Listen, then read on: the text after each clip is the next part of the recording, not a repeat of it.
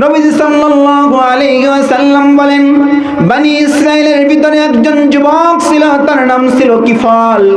এই বনি ইসরাইলের এই কিফাল নামের যুবক, সে তার জীবনে এমন কোনো গুনাহ নাই, এমন কোনো অন্যায় নাই, এমন কোনো অপরাধ নাই এই যুবক করে নাই।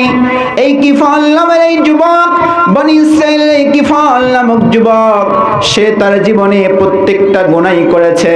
সে জিনা করত, সে চুরি করত। এই কিফাল নামের এই যুবক, সে ডাকাত ছিল, সে দুনিয়ার প্রত্যেকটা গুনাহ কিফাল করেছিল। মুসলমান মা বোনেরা গভীরভাবে মনোযোগ দেন। এই কিফাল বনি ইসরাইলের যেই এলাকায় বসবাস করত, হঠাৎ করে ওই এলাকায় মহামারী শুরু হয়ে গেল। ওই এলাকার ভিতরে খাবারের সংকট পড়ে গেল। এই কিফাল তার অনেক